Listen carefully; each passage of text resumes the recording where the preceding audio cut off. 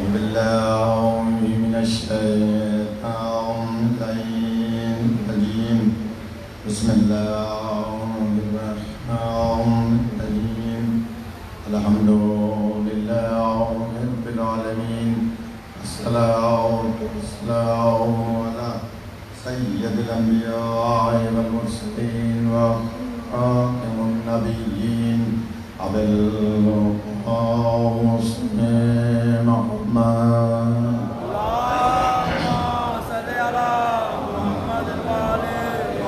الطيبين الطاهرين المعصومين المنتجبين المنتخبين ولعنة الله على أعدائهم وغاصبي حقوقهم ومنكري فضائلهم أجمعين أما بعد فقال الله سبحانه وتعالى في كتابه المجيد وفرقانه الحميد بسم الله الرحمن الرحيم إنما يريد الله ليذهب عنكم الرجس أهل البيت ويطهركم تطهيرا.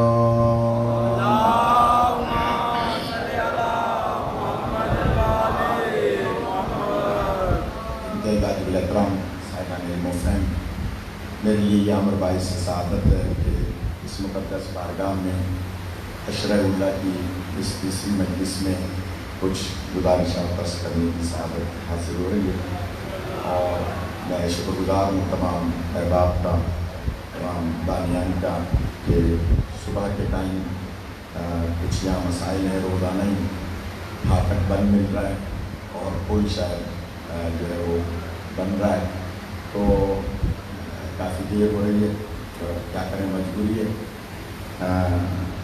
کوشش کروں گا کہ تھوڑے وقت میں زیادہ مطالب عرض کیے جائیں، اور آواز کی طرف آپ توجہ نہیں فرمائیں گے اور اس کو تھوڑا سا اور تیز کریں گے۔ ایکو والے کا کام ہوتا ہے کہ پڑھنے والے کے گلے کو دیکھیں کہ وہ کہاں جا رہا ہے، تو ایکو کو کہاں جانا چاہیے، یہ آپ کی ذمہ داری ہے، تو توجہ میں اس طرف رکھیں گے۔ قرآن مجید فرقان حمید سورہ احزاب کی مشہور و معروف آیت جسے استخارہ کر کے عنوان قرار دیا، رب الارباب ارشاد فرما رہا ہے انما یرید اللہ، بے شک اللہ کا ارادہ ہے کہ اہل بیت آپ سے رجس کو ایسے دور رکھے جیسے دور رکھنے کہا تھا۔ اور سب جانتے ہیں کہ یہ آیت اس وقت نازل ہوئی کہ جب 5 ہستیاں چادر کے اندر جمع ہوئی، سب کو پتہ ہے، اس لیے آپ ظاہر ہے کہ 2-3 نہیں سبحان اللہ کہا کہ چادر کے اندر جب 5 کے 5 جمع ہوئے۔ لیکن اس سے پہلے کل میں نے ایک تھوڑا سا اس کی تفصیل عرض کی تھی کہ 7 صحابہ ایسے ہیں تاریخ اسلام میں کہ جو روزانہ نماز فجر سے پہلے جناب سیدہ کے دروازے پر آ کر سلام کرتے ہیں اور پھر پیچھے جا کے سرکار کے نماز پڑھتے تھے۔ جماعت سے نماز پڑھنے کے بعد پھر آتے تھے بی بی کے دروازے پر۔ تو اس طرح سے سنت صحابہ قرار پائی کہ نماز سے پہلے دروازے زہرا پر آنا، یعنی یہ سنت صحابہ ہے، صحابہ کا ایک طریقہ ہے۔ حالانکہ لفظ سنت استعمال ہوتا ہے حضور کے قول، تقریر، گفتگو اور سرکار کے اعمال کو سنت کہا جاتا ہے، لیکن عام طور پر سمجھانے کے لیے کہا جاتا ہے کہ یہ مثلاً فلاں کی سنت ہے، فلاں کا عمل ہے۔ تو صحابہ آیا کرتے تھے اور ایک روز دروازے پہ بیٹھے تھے یہ صحابہ، تو جناب جابر نے سوال کیا کہ آقازادی کوئی اپنے بابا کی حدیث سنائیے۔ بہت کچھ میں نے عرض کرنا ہے اگر آپ آمادہ ہیں کہ اپنے بابا کی کوئی حدیث سنائیے۔ تو معصومہ عالم نے فرمایا دروازے کے اندر پردے کے عالم تشریف فرما اٹھو کہ اے جابر، میرے بابا میرے گھر تشریف لائے اور آپ نے بعد السلام فرمایا کہ بیٹی میں اپنے بدن میں ذوف محسوس کر رہا ہوں۔ کل تھوڑی سی بحث کی تھی، اگر کسی کو یاد ہو کہ سرکار نے لفظ جسم استعمال نہیں فرمایا، فی بدنی ذوفن، کہ میرے بدن میں ذوف ہے. لغت اٹھا کے دیکھیں, مولانا تشریف فرمائے پڑھے لکھے حضرات ہیں, عزیز المدارس میں آپ لائبریری میں جا کے لغت اٹھا کے دیکھیں کہ بدن کہتے ہیں گردن سے لے کر پیروں تک کے حصے کو, اور جسم کہتے ہیں سر سے لے کر پیروں تک کے حصے کو. سرکار نے کتنی احتیاط سے کام کیا کہ اگر میں نے لفظ جسم استعمال کر لیا تو کل کو کوئی بھی میرے دماغ کو ہذیان کی تہمت لگا دے گا. کوئی بھی مولا سلامت. بہت سے لوگ نعرے کا جواب نہیں دے رہے ہیں. جو نعرے کا جواب نہیں دیتے میں پھر شک میں پڑ جاتا ہوں کہ کیا مسئلہ ہے. تو اس لیے نعرے کا پہلے آہستہ سے دیں, بھلے منہ کھول کے دیں, لیکن جواب ضرور دیا کریں کہ جناب, کیونکہ نہیں پتہ ہوتا مجمع میں کون کس مسلک کا آیا ہوا ہے, لیکن کسی بھی مسلک کا ہو یا علی تو سب کرتے ہیں. خدا آپ کو سلامت رکھے. اچھا, اگر کوئی غرور میں نہیں کہتا, کوئی تکبر میں نہیں کہتا, کوئی پیسے کے زوم میں نہیں کہتا, کوئی اگر کسی علم کے زوم میں نہیں کہتا, تو پھر جان لیں کہ تکبر سوائے اللہ کے کسی کو نہیں سجتا. تکبر صرف اللہ کی ہے. امام رضا علیہ السلام کا فرمان ہے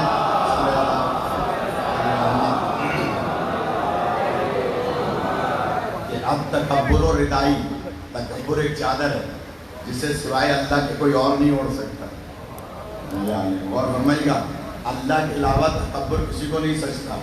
اور اسی لیے امام حسین علیہ السلام فرماتے ہیں اللہم صلی علی محمد وعلی محمد. اگر کوئی علم کا بھی تکبر کرتا ہے, علم کا, وہ بھی اللہ کو نہیں پسند ہے. تو کوئی یہ سوچے کہ میں بہت بڑا عالم ہوں, میں کیوں زور سے نعرہ لگاؤں, کہاں گئے نیازی صاحب, میں کیوں زور سے جو ہے وہ نعرے کا جواب دوں. علم کا تکبر بھی نہیں. مولا حسین علیہ السلام فرماتے ہیں کہ اگر کوئی عالم ہے اور حلیم نہیں ہے تو وہ عالم نہیں ہے. یعنی اگر علم کے ساتھ علم نہیں ہے, حلیم نہیں ہے. اب شیعوں کا تو حلیم سمجھانے کی ضرورت نہیں ہے کہ جناب شیعوں کو حلیم سمجھایا جائے. اور کسی جگہ حلیم اسے کہتے ہیں جو گھل مل جائے. عالم ہوتا ہی وہ ہے جو معاشرے میں گھل مل جائے. اور یہ اس لیے حلیم. خیر, بات لمبی ہو رہی ہے. میں عرض کر رہا تھا کہ جناب جابر دروازے پہ تشریف فرمائے, آقا زادی سے سوال کر رہے ہیں کہ بی بی کوئی حدیث سنائیں. تو بی بی فرماتی ہیں کہ جابر, میرے بابا میرے گھر تشریف لائے اور فرمایا کہ میں اپنے بدن میں ذوف محسوس کر رہا ہوں. یہ نہیں فرمایا کہ میں جسم میں ذوف محسوس کروں, اس لیے کہ جسم کا تعلق ہے سر کا پا اور بدن کا تعلق ہے گردن سے پیروں تک. اتنی احتیاط سے حضور نے کام لیا. کل میں نے مثال دی تھی, حضور نے دروازہ بتایا جناب سیدہ کا, اور بیوی نے کہا خدا آپ کو ذوف سے محفوظ رکھے. تو جناب سیدہ نے بتایا کہ خدا ہی شفا دینے والا ہے, لیکن ذریعہ ہوگا دروازہ ہے جناب سیدہ. واہ واہ واہ واہ واہ واہ واہ. شفا اللہ ہی دیتا ہے, لیکن ذریعہ ہونا چاہیے بیوی کا در. فرمایا خدا آپ کو ذوف سے محفوظ رکھے. فرمایا کہ ذرا سی چادر لاؤ, جو یمنی چادر ہے. چادر اوڑھ کر جب تشریف فرما ہوئے تو تھوڑی دیر میں امام حسن علیہ السلام تشریف لائے.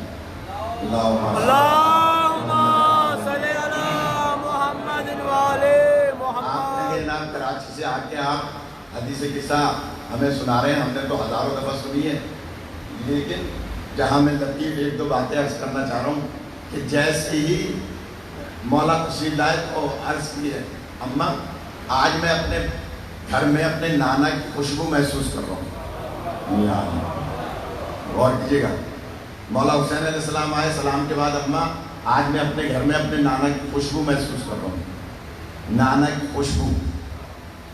ایک اہل حدیث کے عالم کو ہم نے شیعہ کیا ہے, لڑکانہ کے ہیں, میں نے مثال بھی دی تھی, مولانا عبدالحفیظ پور ان کا نام ہے. انہوں نے ایک کتاب مجھے دی، اس میں لکھا ہے کہ ایک اہل حدیث کے عالم نے یہ اعتراض کیا کہ جناب نانا تو کمرے کے اندر چادر کے اندر ہیں اور یہ شہزادے صحن میں ہے، خوشبو کیسے آ رہی ہے؟ تھوڑا سا جانتا ہے، میں بہت آسان بات عرض کروں گا، خوشبو کیسے آ رہی ہے؟ نانا تو کمرے کے اندر ہے چادر کے نیچے اور یہ صحن میں ہے، دروازے کے داخل ہوئے ہیں، تو خوشبو کیسے آ گئی؟ یہ شیعوں کی گھڑی ہوئی روایت ہے۔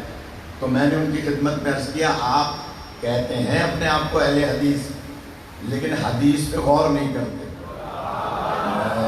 تھوڑا سا توجہ کا طالب ہوں، میری آواز کی طرف مت دیکھیے گا، ظاہر ہے کہ 8 مجلس سے روزانہ پڑھنی ہے اور شور میں کرتا نہیں ہوں، زور لگاتا نہیں ہوں، لیکن توجہ شرط ہے۔ کہا کہ جناب خوشبو کیسے آ گئی؟ نانا تو کمرے کے اندر چادر کے نیچے ہیں۔ تو میں نے ان کی خدمت میں عرض کیا کہ جناب حدیث ہے، بخاری میں موجود ہے، سرکار فرماتے ہیں الحسن والحسین ریحانتین، حسن اور حسین میری خوشبو ہے۔ واہ واہ واہ واہ واہ جب پہنچے آپ کو سلامت رکھیں، حسن اور حسین یاد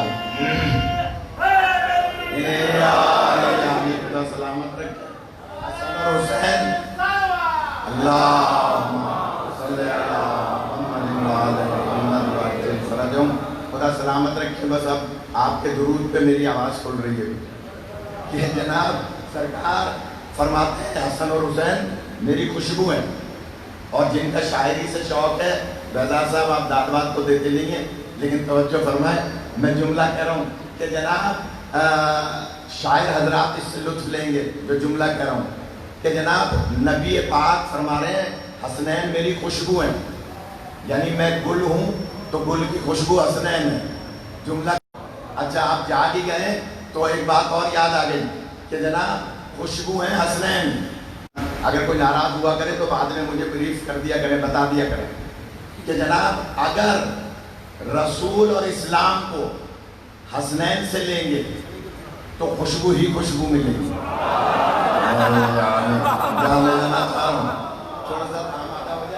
حسنین علیہ السلام سے لیں گے نا رسول کو اور اسلام کو تو خوشبو ملے گی، اگر ازواج سے لیں گے تو کچھ اور ملے گا۔ دے دوں دلیل؟ ایک زوجہ کے گھر سے شہد کھا کے گئے تھے، میں اس لیے کہہ رہا ہوں کہ ناراض ہونے والا ہو تو بعد میں بات کر لے۔ ایک زوجہ کے گھر سے شہد کھا کر گئے تھے، دوسری زوجہ نے کہا کہ آپ کے منہ سے نعوذ باللہ بو آ رہی ہے، تو میں جملہ کہہ دوں یہاں سے لیں گے تو خوشبو ملے گی، یہاں سے لیں گے تو کچھ اور ملے گا۔ کہا کہ نعوذ باللہ آپ کے منہ سے بو آ رہی ہے، سورہ تحریم کی آیات نازل ہوئی کہ اللہ کی حلال کی چیز حرام نہیں کی جا سکتی کسی کے کہنے پر۔ میں نے جملہ کہہ دیا، کسی کے کہنے پہ اللہ کی حلال کی بھی حرام نہیں کی جا سکتی، اور کسی کے قول کو قرآن بنا دیا جاتا ہے۔ آپ کو سلامت رکھے۔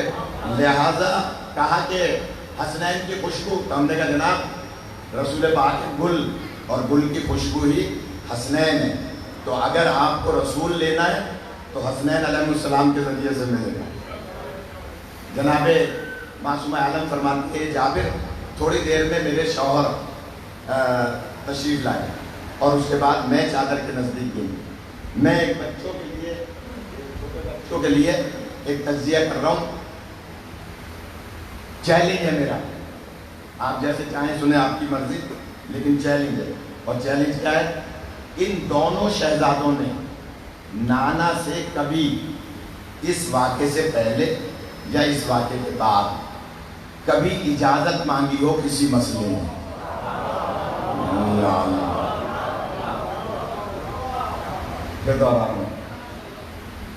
نانا آپ خطبہ دے رہے ہیں، ہم آپ کی گود میں بیٹھ جائیں، اجازت نہیں مانگی۔ نانا آپ نماز پڑھا رہے ہیں، ہم آپ کی پشت پہ بیٹھ جائیں۔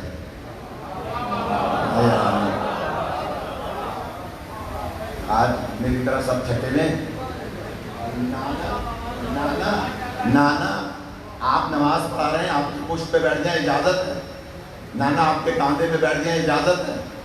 کوئی روایت باللہ پڑھے لکھے حضرات ہیں، کہیں مجھے دکھا دیں کہ اس واقعے کے علاوہ کسی بھی واقعے میں حسنین علیہ السلام نے اجازت مانگی ہو؟ نہیں، کبھی اجازت نہیں مانگی، حالانکہ افضل ترین عمل ہے نماز، اور نماز بھی میری اور آپ کی نہیں، رحمت للعالمین کی نماز، سرکار کی نماز۔ اور میں نے تو ایک عجیب، ایک سائن چشتی نام کے اہل سنت کے عالم گزرے فیصل آباد کے، سائن چشتی، انہوں نے اپنی کتاب میں لکھا ہے کہ جب رسول پاک ایک روز نماز پڑھا رہے تھے، صحابہ کرام پیچھے نماز پڑھ رہے تھے، آپ ہیں سجدے میں، جو افضل ترین رکن ہے نماز، سجدے میں اچانک مولا حسین علیہ السلام آئے صحابہ کے درمیان سے گزرتے ہوئے اور نبی پاک کی پشت پر بیٹھے، لیکن بیٹھے کیسے؟ رخ صحابہ کی طرف ہے، پشت قبلے کی طرف ہے۔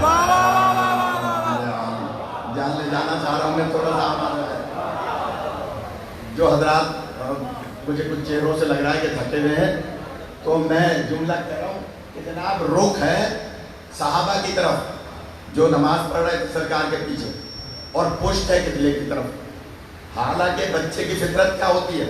یہ بزرگ حضرات جو تشریف فرمائے، ان کے پوتے پوتی نماز نوازیاں ان کے دوران نماز آتے ہوں گے، گھر میں کھیلتے کودتے اور آ کے پشت پہ بیٹھنے کی کوشش کرتے ہوں گے۔ یہ فطرت کی بات ہے، ہر گھر کا مسئلہ ہے جن کے گھر میں چھوٹے بچے ہیں، لیکن بچوں کی فطرت یہ ہوتی ہے کہ وہ پشت پہ ایسے بیٹھتا ہے کہ اگر میرے دادا یا نانا اٹھنا چاہے تو میں گلے میں باہیں ڈال کر اپنے آپ کو گرنے سے بچا لوں، میں اپنے آپ کو گرنے سے بچا لوں، یہ بچے کی فطرت ہے۔ لیکن آج حسین فطرت کو بدلنا چاہ رہے ہیں۔ آپ کو سلامت رکھیں۔ آج مولا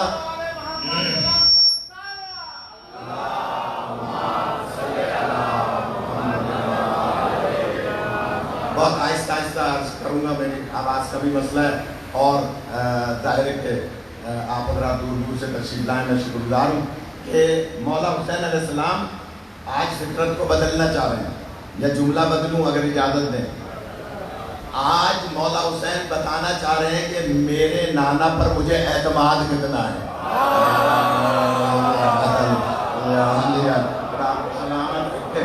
آج بتانا چاہ رہے ہیں کہ مجھے نانا پر اعتماد کتنا ہے، کہ جب تک میں اتروں گا نہیں نانا سجدے سے سر ہی نہیں اٹھائیں گے۔ لہذا آپ پشت پر آ کر سوار ہوئے، اور ایسے کہ صحابہ کی طرف رخ ہے اور پشت ہے قبلے کی طرف۔ اچھا، یہ روایت معذرت کے ساتھ بعض ہمارے خطبہ ذاکرین واعظین تھوڑا سا معذرت کے ساتھ تھوڑا سا سیاق و سباق سے ہٹ کے بیان کر دیتے ہیں، لیکن جو صحیح منوان روایت ہے وہ عرض کرنے جا رہا ہوں کہ جناب مولا پشت پر کھیل رہے ہیں، بیٹھے ہوئے پشت پر سوار ہیں، اور نبی پاک سجدے میں تھے۔ آپ کی عادت تھی کہ آپ 3 مرتبہ سبحان ربی الاعلیٰ و بحمدہ کی تسبیح پڑھتے تھے، 3 مرتبہ سجدے میں یہ ذکر فرماتے تھے، یہ سرکار کی عادت تھی۔ مولانا صاحب تشریف فرمائے تقی صاحب قبلہ، یہ کہیں نماز پڑھا رہے ہوں ریگولر، تو جو ریگولر نمازی ہوتے ہیں پیچھے، انہیں مولانا کا اندازہ ہوتا ہے کہ یہ سجدے میں سبحان ربی الاعلیٰ و بحمدہ 1 مرتبہ کہیں گے یا 3 مرتبہ کہیں گے، اور 3 مرتبہ کہہ کے درود پڑھیں گے یا نہیں پڑھیں گے۔ یہ بھی پتہ ہوتا ہے پیچھے والوں کو جو روز نماز پڑھتے ہیں، اور یہ سمجھیں گے وہی جو جماعت سے نماز پڑھتے ہوں گے۔ جو جماعت سے نماز نہیں پڑھتے ہوں گے اس مسئلے کو نہیں سمجھیں گے، اور شیعہ ہو نہیں سکتا جو جماعت سے نماز نہ پڑھے۔ حضرت جبرائیل امین علیہ السلام ایک روز نبی پاک کے پاس بیٹھے تھے، تو سرکار کے پاس باتیں کر رہے تھے انسانی شکل میں، جملہ کہہ رہا ہوں، آگے والوں کی گجر صاحب زیادہ ذمہ داری ہوتی ہے، جو آگے بیٹھے ہوتے ہیں نا ان کی ذمہ داری زیادہ ہوتی ہے، تاکہ پتہ چلے کہ پیچھے والے بھی آمادہ ہیں۔ جبرائیل امین علیہ السلام انسانی شکل میں بیٹھے تھے، جملہ کہہ دوں، جبرائیل انسانی شکل میں آ جائے کسی مسلمان کو اعتراض نہیں ہے، اہل بیت نور ہوتے ہوئے انسانی شکل میں آ جائے، کہہ رہے ہیں کیسے ہو سکتا ہے؟ اللہ اکبر یا رسول اللہ یا جلدی جلدی اللہم صلی علی محمد محمد وعجل فرجہم۔ یہ بچی وغیرہ کہہ رہے تھے کہ مولا علی علیہ السلام کے فضائل پڑھیے گا، تو میں نے کہا بھائی مولویوں کو ڈکٹیٹ نہ کیا کریں، جس کا جو موضوع ہے وہ پڑھیں گے، اور جہاں جہاں بیچ بیچ میں بات آئے گی تو مولا کے فضائل تو بہت ہیں، آپ چاہ رہے ہیں کہ بس یہی عشرہ پڑھیں گے، آئندہ سال نہیں پڑھیں گے، تو اس لیے بہت بہتر ہے میں 8 جگہ عشرے پڑھ رہا ہوں، کہیں کچھ موضوع ہے، کہیں کچھ موضوع ہے، کہیں کچھ، اور سارے موضوع میں استخارہ کر کے عنوان قرار دیتا ہوں، تو اس لیے بہتر آیا تو اب مجھے جو پڑھنا ہے وہ پڑھنا ہے، نہیں پڑھوانا تو کل سے چھٹی دے دے، ویسے ہی میں پھاٹک سے تنگ آیا ہوں، تو پون گھنٹے کھڑے رہتے ہیں پھاٹک پہ، پون گھنٹہ، تو آگے کے پروگرام خراب ہوتے ہیں، تو مہربانی کریں اگر نہیں پڑھوانا تو کل سے میں چھٹی لے لیتا ہوں، لیکن ڈکٹیٹ نہ کریں، جو پڑھنا ہے وہ ہم نے پڑھنا ہے۔ ماشاءاللہ کہ جناب جبرائیل امین بیٹھے تھے، تو سرکار نے پوچھا جبرائیل تمہاری کوئی خواہش، کوئی آرزو جو پوری نہ ہوئی ہو؟ جبرائیل امین عرض کرتے ہیں سرکار، اور اگر کسی کو اعتراض ہو تو گاڑی میں میری کتاب رکھی ہے، اس کا نام ہی آرزو جبرائیل ہے، کتاب کا نام ہی آرزو جبرائیل ہے، گاڑی میں رکھی ہے، سامنے گاڑی کھڑی ہے، کسی کو دیکھنا ہو دیکھ لے۔ جناب جبرائیل امین عرض کرتے ہیں سرکار میری سب سے بڑی خواہش جو پوری نہیں ہوئی وہ یہ کہ کاش میں انسان ہوتا۔ کون نہیں فرما رہے آپ؟ کاش میں انسان ہوتا، اس کا مطلب یہ ہوا کہ سردار ملائکہ انسان ہونے پہ فخر کر رہا ہے، کاش انسان اپنی حیثیت کو پہچان لیتا۔ خدا آپ کو سلامت رکھے کہ انسان کی حیثیت کیا ہے، اپنی حیثیت اگر پہچان لے تو خدا کو پہچان لے۔ لہذا جبرائیل امین عرض کرتے ہیں کہ اے اللہ کے حبیب کاش میں انسان ہوتا، اور انسان ہونے کے بعد علی کی محبت میرے دل میں ایسے ہی ہوتی جیسے فرشتہ ہونے کے ناطے ہے۔ سلامت رکھے، انسان ہونے کے بعد بھی علی کی محبت ایسے ہوتی، اور اس کے بعد 7 آرزویں ہیں جناب جبرائیل امین کی جو پوری نہیں ہوئی، 7 خواہشات جو پوری نہیں ہوئی، ان میں سے ایک خواہش یہ ہے کہ کاش میں انسان ہوتا اور علی علیہ السلام کی محبت بحیثیت انسان دل میں ہوتی، اور علی کی محبت دل میں رکھ کے نماز جماعت میں شرکت کرتا۔ غور فرما رہے ہیں، یہ میں نے وہ نماز والی بات پہ روایت یاد آ گئی، اور اس پہ تو داد جنہوں نے دینی تھی انہوں نے دے دی کہ جناب نماز جماعت میں شرکت کرتا۔ تو اس کا مطلب کیا ہوا؟ نماز جماعت کی کتنی حیثیت ہے، کتنی اہمیت ہے، اس کا کوئی اندازہ لگا سکتا ہے؟ اگر میں اسی پہ بولنا شروع کر دوں آدھا گھنٹہ 1 گھنٹہ بول سکتا ہوں نماز جماعت کی اہمیت پر، لیکن کل مجمع آدھا ہوگا، تو میں اس لیے بس ایک آپ کو ٹچ دے دیا کہ جناب نماز جماعت کی اہمیت بہت زیادہ ہے، اس کو خفیف نہ جانیں۔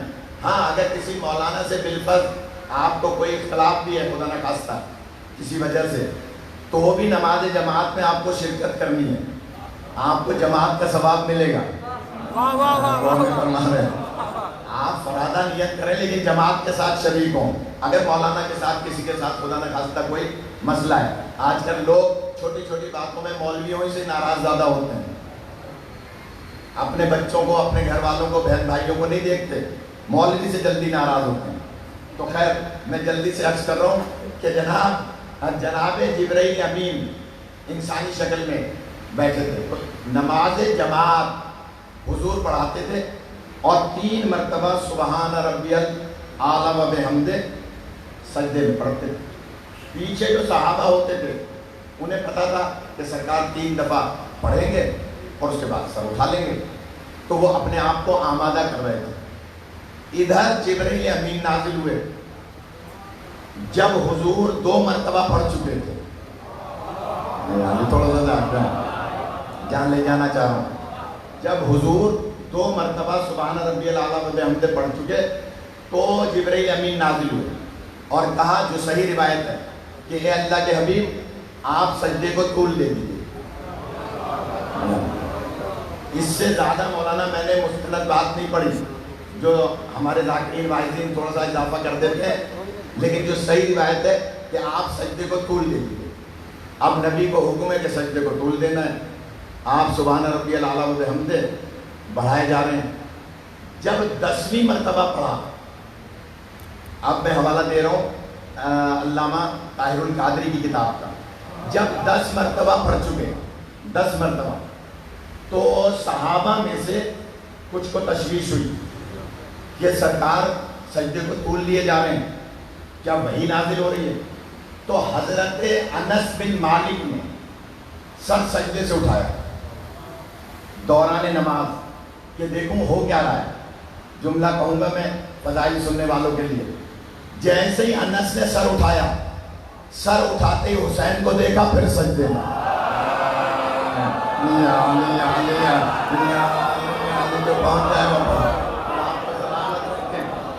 میں جہاں لانا چاہ رہا تھا آپ کو پتا زندگی آپ آمادہ ہو گئے تو جناب مولا حسین کو سجدے سر دیکھا پشت پر، پھر سجدے میں۔ جملہ کہہ دوں، ماشاءاللہ، حسین اسے کہتے ہیں جو اپنا چہرہ دکھوا کے سجدہ کرایا کرتے ہیں۔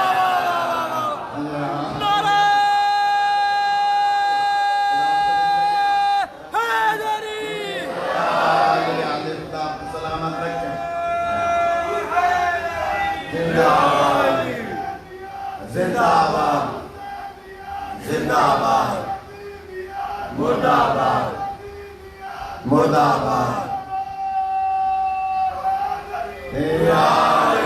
آپ کو سلامت رکھے زندگی۔ اللہم صلی اللہ محمد محمد واجب فرجم۔ شاہ صاحب عجیب بات ہے، دعا ہے سب کے لیے، عامر بھائی کے لیے دعا کے لیے کہا ہے، اور بہت سارے لوگوں کے لیے دعا کے لیے کہا ہے۔ مولا حسین علیہ السلام کے صدقے میں خدا سب کو صحت عطا فرمائے۔ میں جلدی سے جملہ کہہ رہا ہوں کہ جناب مولا حسین کا چہرہ دیکھا اور سجدے میں۔ انس بن مالک نے، نہ وہ روایت میں ذمہ دار ہوں، یہ ویڈیو بن رہی ہے اور شاید لائیو بھی جا رہی ہے مجلس، ذمہ داری سے میرے سر پہ امامہ ہے، کوئی ادھر ادھر کی بات نہیں کروں گا۔ انس بن مالک نے 1-2 دفعہ نہیں 7 مرتبہ سر سجدے سے اٹھایا۔ آپ کو سلامت رکھتے، 7 مرتبہ سر سجدے سے اٹھایا۔ جب اٹھایا حسین کو دیکھا، پھر سجدے میں۔ مولا حسین کو دیکھ کر سجدے میں۔ عجیب و غریب بات ہے، پوچھئے گا مولانا سے، پڑھے لکھے حضرات سبھی جانتے ہیں کہ اگر واجب نماز میں کوئی عمل کبیر کر لے، واجب نماز میں، میری آواز کی طرف مت دیکھیں، جملوں کو تو غور فرمائیں، کہ اگر کوئی واجب نماز میں عمل کبیر کر لے تو نماز باطل ہو جاتی ہے۔ عمل صغیر کر لے، کھجا لے، کھانس لے، چھینک لے، یا مثال کے طور پر چھوٹی سی کوئی مثلا حرکت کر رہا ہے مجبوراً، تو اس سے نماز باطل نہیں ہوتی۔ جملہ کہوں، کسی کو ہاتھ کا اشارہ کر کے بلا کے انگوٹھی دے دے،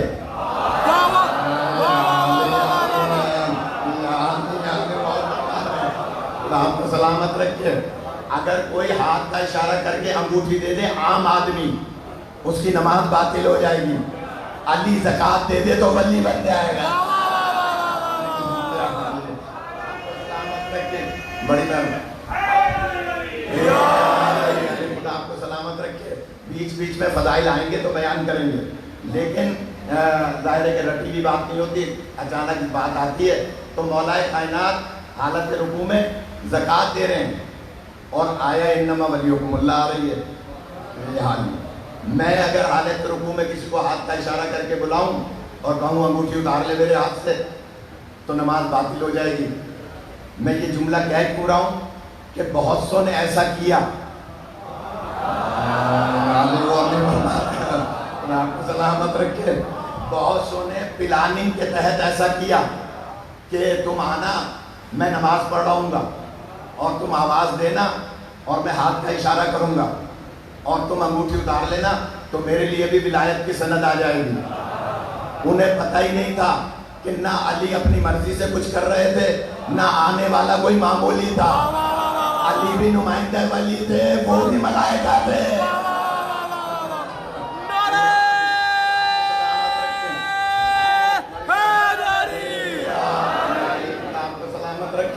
کہ جناب یہ پلاننگ سے نہیں ہوا۔ اچھا میں زیادہ پڑھتا رہا ہوں، 24 دفعہ گیا ہوں امریکہ کے شہروں میں، تو ایک سینٹر ہے امریکہ کے شہر ہیوسٹن میں، تو وہاں یہ کسی موضوع میں بات آ گئی، تو ایک بچے نے پرچہ لکھ کے بھیجا کہ جناب یا تو یہ روایت صحیح ہے جو آپ بیان کر رہے ہیں کہ مولا کائنات کے پیر میں تیر لگ گیا تھا اور آپ کے زخم تھا، صحابہ کو تکلیف ہوتی تھی کہ علی بن ابی طالب سے ہم جو تکلیفیں دیکھی نہیں جاتی، تو انہوں نے رسول پاک سرکار کی بارگاہ میں عرض کی کہ ہم سے برداشت نہیں ہو رہا علی کی تکلیف۔ آپ نے فرمایا جب علی نماز میں کھڑے ہوں تو پیچھے سے تیر نکال لینا، علی کو پتہ بھی نہیں چلے گا۔ یہ روایت آپ بیان کرتے ہیں، سوال کیا کہ یہ روایت آپ بیان کرتے ہیں؟ میں نے کہا ہاں جی ہم یہ روایت بیان کرتے ہیں۔ کیا دوسری روایت بھی آپ بیان کرتے ہیں کہ سائل آیا تھا اور اس نے صدا دی، علی نے ہاتھ کا اشارہ کر دیا، وہ انگوٹھی اتار کے لے گیا، یہ روایت بھی آپ بیان کرتے ہیں؟ ہم نے کہا ہاں جی یہ بھی بیان کرتے ہیں۔ مسئلہ کیا ہے؟ کہنے کہ مسئلہ یہ ہے یہاں تو صرف صدا دے رہا ہے اور علی کو پتہ چل گیا، وہاں تیر پیر سے نکل رہا ہے، علی کو پتہ نہیں چلا۔ وہاں تو تیر پیچھے سے صحابہ کھینچ رہے ہیں نا، تو تیر جب کھینچیں گے تو تکلیف ہوگی یا نہیں؟ تو اس تکلیف کا علی کو پتہ بھی نہیں چلا، تیر نکل گیا اور علی نماز پڑھتے رہے۔ ادھر تو صرف صدا دے رہا ہے اور وہ انگوٹھی اتار کے لے جا رہا ہے، تو مولا علی کو کیسے پتہ چلا کہ یہ صدا دے رہا ہے اور وہاں تیر کی تکلیف کا احساس نہیں ہوا؟ تو میں نے کہا مولا علی کے فضائل کو سمجھنے کے لیے بندے کا منصف مزاج ہونا ضروری ہے۔ تھوڑا سا جان جائیں، بندے کا منصف مزاج ہونا ضروری ہے۔ کہنے لگا کیا مطلب منصف مزاج؟ میں نے کہا تم مولا علی کو اس واقعے کو سمجھے نہیں، دونوں واقعے صحیح ہیں، تیر والا واقعہ بھی صحیح ہے اور انما ولیکم اللہ والا واقعہ بھی صحیح ہے، حالت رکوع میں زکوٰۃ دینے والا۔ کہنے لگا کیسے صحیح ہے؟ میں نے کہا اس روایت کو حقیقی معنی میں پڑھیں۔ لکھا ہے کہ سائل جب پہلی مرتبہ مسجد میں آیا اور اس نے صدا دی، مولا بھی نماز پڑھ رہے تھے اپنی اور بھی ادھر ادھر صحابہ نماز پڑھ رہے تھے، جماعت کی نماز نہیں تھی، کسی نے صدا کا جواب نہیں دیا، اس نے پھر صدا دی، مسجد میں کسی نے جواب نہیں دیا، اس نے تیسری مرتبہ مسجد والوں سے مخاطب ہو کے صدا نہیں دی، آسمان کی طرف دیکھ کر اللہ سے کہا، آسمان کی طرف دیکھ کر اللہ سے شکایت کی کہ یا اللہ میں تیرے نبی کی مسجد میں گیا تھا، میرا مسئلہ کسی نے حل نہیں کیا۔ میں نے کہا علی تیر والے واقعے کی طرح مسجد میں نہیں تھے، اللہ کی بارگاہ میں موجود تھے۔ میں آپ کو سلامت رکھے، ہاتھ کا اشارہ کیا، انگوٹھی اتار کر لے گیا، اس لیے کہ علی جب نماز میں کھڑے ہوتے تھے تو پھر یہاں نہیں ہوتے تھے، وہاں ہوا کرتے تھے۔ علی کی نماز کو اپنی نماز سے قیاس مت کیجیے گا۔ لہٰذا میں عرض کر رہا تھا کہ جو علماء 3 دفعہ پڑھتے ہیں سبحان ربی الاعلیٰ و بحمدہ، تو پیچھے والوں کو پتہ ہوتا ہے، وہ سر اٹھاتے ہیں۔ حضور پاک 3 دفعہ پڑھا کرتے تھے، تو سرکار نے 3 مرتبہ پڑھا سبحان ربی الاعلیٰ و بحمدہ، صحابہ آمادہ ہوئے، لیکن فوراً ہی آپ نے 4تھی مرتبہ پڑھا، پھر 5ویں مرتبہ، جب 10ویں مرتبہ پڑھا تو انس بن مالک نے سر اٹھایا، اور اس طرح سے ہر 10ویں کے بعد 7 مرتبہ سر اٹھایا۔ اب میں ایسی بات کرنے جا رہا ہوں جو ہر ایک کو برداشت نہیں ہوگی، برداشت نہ ہو تو میں انشاءاللہ کل آؤں گا ہی اور ذرا پہلے آ جاؤں گا، اگر پاکٹ کھلا ہوا تو آپ گھر پہ آ جائیے گا عمران بھائی کے، تو وہاں بات کر لیجیے گا، لیکن جملہ کہہ رہا ہوں میں، اور وہ جملہ یہ ہے کہ اگر بندہ نماز اللہ کی پڑھ رہا ہو اور تصور میں معصوم آ جائیں تو نماز باطل نہیں ہوا کرتی ہے. میں نے بہت بڑی بات بول دی آپ نے, آپ کو سلامت رکھے. اس لیے کہ انس بن مالک کے لیے کوئی فتویٰ لگائے, کسی میں ضرورت ہے؟ سیاہ ستہ کے راوی ہیں, کتنی کتابوں سے میں ان کے لیے روایتیں ہیں جو احادیث بھری پڑی ہیں, اور زیادہ تر انس بن مالک سے ہیں. کسی مسلمان میں ضرورت ہے انس بن مالک پہ فتویٰ لگائے کہ جناب 7 مرتبہ واجب نماز میں عمل کبیر کیا ہے, یار ان کی نماز باطل ہو گئی. فتویٰ نہ دینا اس بات کی دلیل ہے کہ فتویٰ دینے والے بھی جانتے ہیں کہ اگر نماز اللہ کی پڑھ رہا ہو, ذہن میں معصوم آ جائے تو نماز باطل نہیں ہوا کرتی. خدا آپ کو سلامت رکھے. اب اگر کوئی دلیلیں مانگے گا تو کل میں اس کی قرآنی دلیلیں دے سکتا ہوں. آج ٹائم کم ہے, کل اس کی قرآنی دلیلیں دے سکتا ہوں. اگر کوئی کہے گا دروازے پہ کہ مولانا ذرا اس کی دلیل دیں, ورنہ میرے موضوع میں نہیں ہے. صرف یہ عرض کر رہا ہوں کہ انس بن مالک 7 مرتبہ سر اٹھاتے ہیں, ہر دفعہ مولا حسین کو دیکھتے ہیں اور پھر سر سجدے میں. راز کیا ہے؟ مولا حسین نے آج رخ اس طرف کیوں کیا ہے؟ ایک جملہ ہے, بزرگ عالم گزرے ہیں, استاد العلماء تھے علامہ صفدر رجفی صاحب علی اللہ مقامہ. ان کا جملہ ہے, ہم جب طالب علم تھے تو آئی ایس او میں تھے تو کنونشن میں جایا کرتے تھے کراچی سے اسلام لاہور, تو ان کا ایک جملہ ہے جو میں کہنے جا رہا ہوں, اگر آمادہ ہیں تو. علامہ فرماتے ہیں کہ اللہ تعالیٰ اہل بیت کے فضائل کو اس لیے ظاہر کرتا ہے کہ ان کا احترام بڑھ جائے. اور جب احترام دل میں بڑھا ہوا ہوگا تو اللہ کی عبادت میں ندرت پیدا ہو جائے گی. اور ہمارے احترام بڑھے, لہٰذا مولا حسین علیہ السلام پشت پر ہیں. بس وہ روایت پوری کر دوں کہ جناب جبرائیل امین کہہ گئے تھے کہ آپ سجدے کو طول دے دیجئے. نبی پاک سجدے کو طول دیے جا رہے ہیں, سبحان ربی الاعلیٰ و بحمدہ کی تسبیح پڑھے جا رہے ہیں, اور مولا حسین پشت پر کھیل رہے ہیں. صحابہ پیچھے تنگ ہو رہے ہیں کہ جناب سرکار تسبیح کو طول دیے جا رہے ہیں, نہ معلوم کیا ماجرا ہے.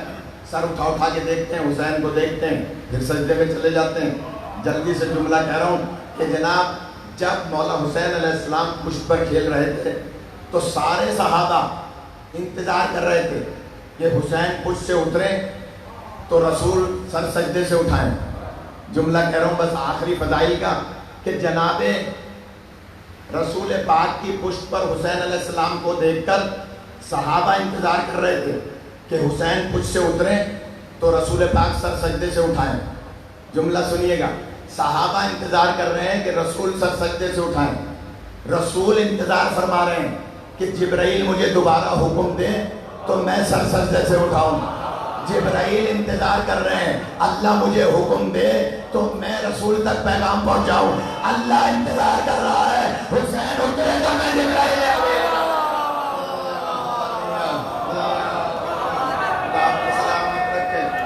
آپ کو زندگی عطا فرمائے, سلامت رکھتے, خدا زندگی عطا فرمائے. اندازہ فرمائیے, خدا سلامت رکھتے. ماشاء اللہ. حسین پشتے نبی پہ بیٹھے زمانے بھر کو بتا رہے تھے, واہ, پیے گا کوثر ملے گی جنت, اسی کو محشر میں چین ہوگا, نماز اس کی قبول ہوگی جس کے دل میں حسین.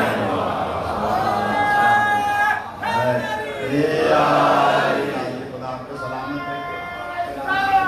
اللہ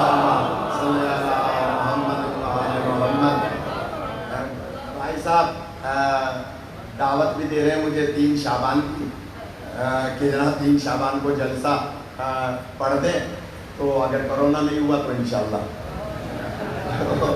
اس سال انشاءاللہ اب نہیں ہوگا انشاءاللہ. ویسے کوئی صلی اللہ محمد, بس جلدی سے مومن کی خواہش ہے, حالانکہ میں سریلا نہیں ہوں کہ بار بار مقرر کروں, لیکن اچھی بات ہے سارے صحابہ انتظار کر رہے ہیں کہ رسول پاک سر سجدے سے اٹھائیں تو ہم سر سجدے سے اٹھائیں. رسول پاک انتظار فرما رہے ہیں کہ جبرائیل امین مجھے اللہ کا دوبارہ حکم دے تو میں سر سجدے سے اٹھاؤں. جبرائیل امین انتظار فرما رہے ہیں کہ اللہ مجھے حکم دے تو نبی تک پیغام پہنچاؤں. کیا شان ہے حسین ابن علی کی. اللہ انتظار فرما رہا ہے کب حسین کو سے اترے پتہ جبرائیل کو بھیجو رسول سلامت رکھے. بتائیے جس حسین نے یہ ناز برداریاں اٹھائی ہوں وہ حسین شاید کہے گا نانا آپ نے 70 یا 72 مرتبہ کہا تھا میں بھی 72 دوں گا, میں 72 قربانیاں پیش کروں گا. 72 قربانیاں تو مولا حسین کی وہ تھیں کہ جو مخصوص قربانیاں تھیں جو ظہر کے وقت شہید ہوئے, لیکن 200 سے زیادہ شہید ہیں کربلا میں جو مولا حسین کے ساتھ تھے. آپ سب جانتے ہیں یہ جو مولا حسین کے ساتھی تھے یہ معمولی نہیں تھے, یہ منتخب تھے. مولا حسین علیہ السلام نے خود منتخب کیے تھے اور یہ اتنے منفرد تھے کہ نہ رسول پاک کو ایسے صحابی ملے, نہ مولا علی کو ایسے صحابی ملے, نہ مولا حسن علیہ السلام کو ایسے صحابی ملے. صاحبان علم کے لیے ایک جملہ کہہ رہا ہوں کہ جب شب عاشور مولا حسین علیہ السلام نے اپنے خیمے میں جمع کیا تھا سارے صحابہ کو تو اس وقت ایک جملہ بھی کہا تھا کہ تم میں سے کوئی دنیا میں کسی کا مقروض تو نہیں ہے. اور فرمائیے گا اس کی گہرائی میں جائیے گا, گھر جا کے سوچئے گا کہ مولا حسین علیہ السلام نے کتنی بڑی بات اپنے ساتھیوں کے عظمت کے بارے میں بیان فرمائی. فرمایا تم میں سے کوئی کسی کا پائی پیسے کا کوئی درہم دینار کا مقروض تو نہیں ہے. سب نے ہاتھ اٹھا کے کہا مولا ہمارے اوپر کسی کا کوئی قرضہ نہیں ہے. اب بتائیے جس کے اوپر دنیا کا کوئی قرضہ نہ ہو اس کے اوپر اللہ کا کوئی قرضہ کیا ہوگا. وہ کیسے منتخب تھے کہ کیسے عبادت گزار تھے, کسی کے اوپر کوئی پائی پیسہ کسی کا قرضہ نہیں تھا. اس وقت مولا نے آسمان کی طرف دیکھ کے کہا تھا یا اللہ تو گواہ رہنا میرے سارے ساتھی ایسے ہیں کہ جیسے میں چاہتا ہوں, جیسے میں چاہتا ہوں میرے ویسے ساتھی ہیں. اور اس شب میں مولا حسین علیہ السلام نے کہا تھا کہ دیکھو یہ میرے خون کے پیاسے ہیں, اگر تم چاہو تو یہاں سے چلے جاؤ, میں تمہیں 2 انگلیوں کے درمیان بلا تشبیہ مولا نے دکھایا تھا کہ تمہیں اپنا مقام بھی دکھاتا ہوں کہ تم جنت میں اعلیٰ مقام پر ہوگے. میں ضمانت دیتا ہوں جنت کی, اگر جانا چاہو تو بھی چلے جاؤ. عزادارو جب کوئی نہ اٹھا تو اس وقت مولا حسین نے کہا عباس ذرا چراغ کو گل کر دو, چراغ کو گل کر دو, ہو سکتا ہے کہ میرے سامنے نہ جانا چاہ رہے ہوں. لہذا عزادارو رات کا اندھیرا ہے اور چراغ گل کر دیا گیا. تھوڑی دیر کے بعد سنیں گے جو رونے آئے ہیں, تھوڑی دیر کے بعد مولا حسین نے فرمایا عباس ذرا چراغ جلا دو. اب جو چراغ جلایا تو سارے صحابہ پیروں کے پنجوں پر کھڑے تھے. مولا حسین کے چھوٹے چھوٹے سپاہی پیروں کے پنجوں پر کھڑے تھے اور اپنی اپنی تلواریں نکالے ہوئے اپنی اپنی گردنوں پر رکھے ہوئے تھے اور کہہ رہے تھے مولا اگر آپ ہم سے نہیں چاہتے تو ہم اپنی گردن ابھی قلم کر کے آپ کے قدموں میں ڈال دیتے ہیں, لیکن زہرا کے لال کو چھوڑ کر نہیں جائیں گے. اجرکم من اللہ. عزادارو مولا حسین کے کیسے منتخب ساتھی تھے. مولا اس وقت خوش ہوئے اور فرمایا جیسے صحابی مجھے ملے نہ میرے نانا کو ملے, نہ میرے بابا کو ملے, نہ میرے بھائی کو ملے. عزادارو جب مولا حسین نے یہ جملہ کہا, ایک عجیب جملہ یاد آ رہا ہے مصائب کا. اس وقت بچوں نے جو پیروں کے پنجوں پر کھڑے تھے انہوں نے ایک ایک نے پوچھا مولا میرا نام بھی فہرست میں ہے یا نہیں ہے, میرا نام بھی فہرست میں ہے یا نہیں. عزادارو مولا سب سے فرما رہے تھے ہاں تمہارا نام بھی ہے, ہاں تمہارا نام بھی ہے, ہاں تمہارا نام بھی ہے. سنیں گے 13 سالہ قاسم کھڑے ہوئے اور ہاتھ جوڑ کے کہا چچا میرا نام بھی فہرست میں ہے یا نہیں. سنیں گے رونے والوں, حضرت قاسم نے جیسے یہ جملہ کہا تو مولا حسین فرماتے ہیں قاسم تم تو میرے بھائی کے لال ہو, تم تو شہیدوں کی فہرست میں تو علی اصغر کا نام بھی شامل ہے. عزادارو یہ سننا تھا جناب قاسم کی غیرت. ایک مرتبہ انگڑائی لی اور کہا چچا کیا دشمن کی سپاہ ہمارے خیموں میں آ جائے گی, علی اصغر تو چھوٹا ہے, کہوں گا اے قاسم آپ سے یہ برداشت نہیں ہو رہا. ارے اس وقت کیا عالم ہوگا جب آپ کے ماں کے سر سے چادر چھینی جائے گی, آپ کی پھوپھیوں کے سروں سے چادر چھینی جائے گی, شام غریبہ کا عالم ہوگا. واہ حسینہ کی صدا